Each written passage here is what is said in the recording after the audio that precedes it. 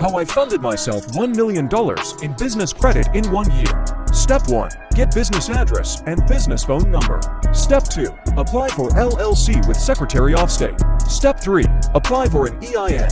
Step 4. List business phone number with 411. Step 5. Get DUNS number. Step 6. Apply with net 30 credits. $1 million, hey man, congratulations, that sounds about right. If you do everything right, you can potentially get $1 million in funding within a year. However, it just really depends on what you're doing, okay? If you already have an existing business, if you're applying for different products, so it depends on what type of business credit you're getting. And also, a lot of people consider charge cards like business credit, and they like, oh, you can charge $500,000, so therefore I got $500,000 in business credit. Naturally, we got to be careful with these big numbers that people are throwing around. However, I'm not saying that I'm doubting him. I'm just saying be careful. Obviously, he's trying to get clients. He's trying to get people interested. I totally understand. The very first step is to get a business address and business phone number. This is great. And this is what a lot of people don't realize. You want to start setting up all the things you're going to need in order to apply for the LLC, which is what I like. He said in step 2 is then apply for the LLC. I did like that. However, there's more information on step 1 that you got to do. This is how we set up the LLCs for our clients. We start thinking about the business name together. Choose a name that is not in an industry that is restricted, something that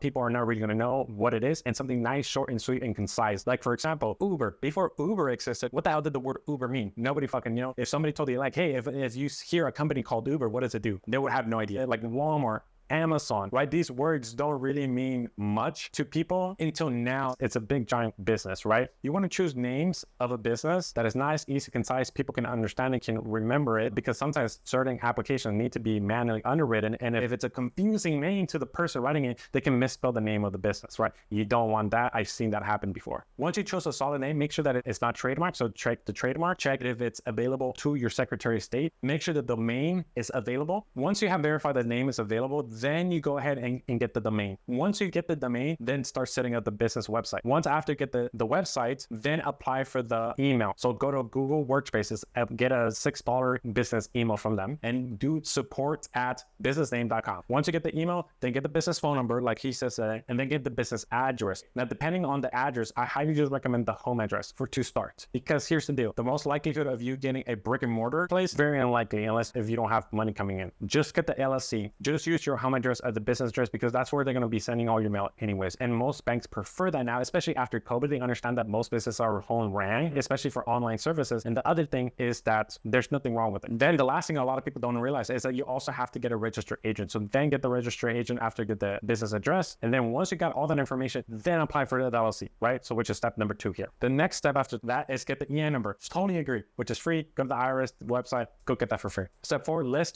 all that business information on the 411 National Directory, where you can go by listyourself.net. Super simple, very easy. Once you submit it, it takes like 5 days for your information to get registered with the National Directory. The next step after that, apply to get the DUNS number. It's going to take you 2 weeks to 30 days for you to get the DUNS number. If you apply for the free version, you can pay to get it expedited. However, I don't recommend it. I've seen it with applications get lost even when you submit it to get expedited, and it takes still like the same amount of time. Then lastly, this is where I disagree. I really don't agree with applying with net 30s. It's a waste of time. Unless you actually have business to do with Uline and Crown Office supplies, then you need to buy things for your business with them, then absolutely get a line of credit with them. However, if you don't need that, then it's an absolute waste of time and an absolute waste of money. So just don't do it if you don't need it. If you guys like that, please share this with everybody you know. Thanks.